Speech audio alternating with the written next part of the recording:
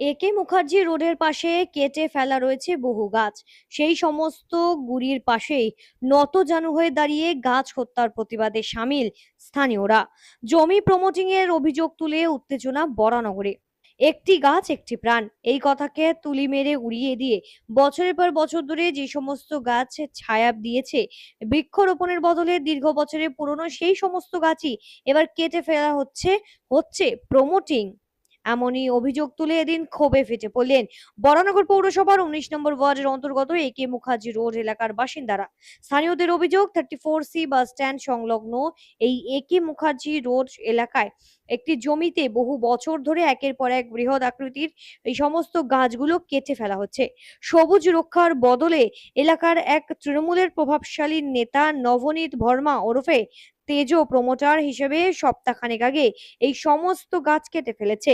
ফলত এই সমস্ত পুরনো গাছ কাটাকেই কেন্দ্র করে এদিন ক্ষোভে ফেটে পড়েন বরানগরের একে মুখার্জি রোড এলাকার বাসিন্দারা।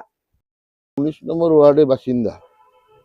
তো এখানে সরকার থেকে বারণ করা আছে যে এখানে যত বৃক্ষ জাতীয় গাছ আছে সেগুলো যাতে কাটা না হয়, কারণ পরিবেশের উপর চাপ পড়ে, অক্সিজেনের উপর অভাব পড়ে।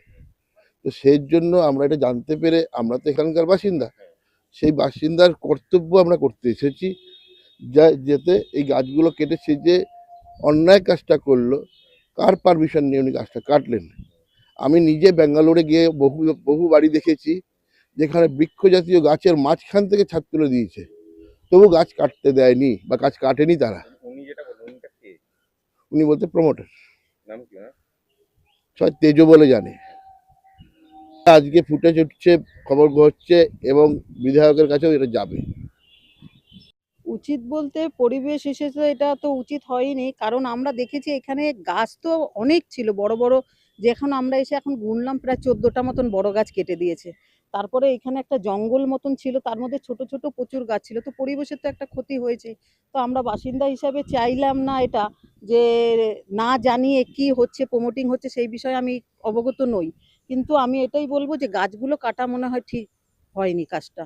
সেটা যদি আমাদের পৌরসভা দেখে, তার জন্যই এই নজরে আসা যে পৌরসভা দেখো যে এইভাবে এই বড় বড় গাছগুলো কেটে ফেললো কেন। আমরা এখানে থেকে আমরা সবসময় যাতায়াত করি, তো ওনার সঙ্গে একদিন দেখা হয়েছিল, তো উনি বলছিলেন যে না না আমরা এরকম কোনো ক্ষতি করে কিছু করব না, পুকুরটা পুকুরের মতন থাকবে, সব ঠিকঠাক থাকবে। তারপরে আজকে হঠাৎ জানিও না, আমরা হঠাৎ করে শুনছি যে গাছগুলো কেটে ফেলেছে, তাই এই নজরে আসা আমাদের।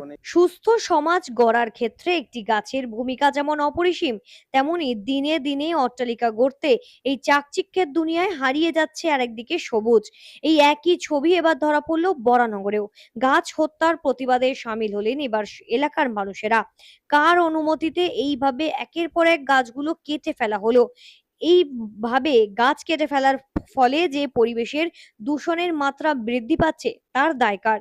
এমনই একের পর এক অভিযোগ তুলে এদিন যার সমর্থন এবং যারা গাছ কেটে ফেলেছে, সবুজ হারিয়ে ফেলছে, তাদের বিরুদ্ধে পৌরসভা কিংবা প্রশাসন ব্যবস্থা নিক, এমনটাই দাবি তোলেন স্থানীয়রা।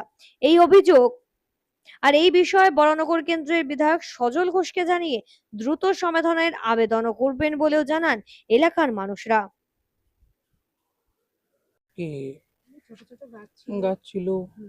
বন জঙ্গল ছিল আর কি, কলা বাগান এসব ছিল। হ্যাঁ, ছোট ছোট তাল গাছ ছিল। ছোট ছোট তাল গাছগুলো বড় ছিল। এখন অনেকে মনে করছে যে এতগুলো গাছ কাটা হচ্ছে, পর্যাবরণের যে ক্ষতি হলো, পরিবেশটা দূষণ হ্যাঁ হচ্ছে। হ্যাঁ, এটার জন্য আপনারা কি বলতে চান? এ বিষয়ে আমাদের কিচ্ছু বলার নেই, বিকজ আমরা কি বলবো, মালিকের যার জায়গা তার তার ডিসিশন। মানে এটা কি এমনি, আপনারা যদি এখানে নাও থাকতেন, এটা কি ঠিক কাজ যে গাছ কেটে যদি বাড়ি করা? এই বিষয়ে তো আমার কোনো ও, ইয়ে আমি দিতে চাই না, কোনো কোনো মন্তব্য এই বিষয়ে কোনো। আচ্ছা, বরানগর থেকে পার্থপ্রতিম হালদারের রিপোর্ট, সঠিক বার্তা।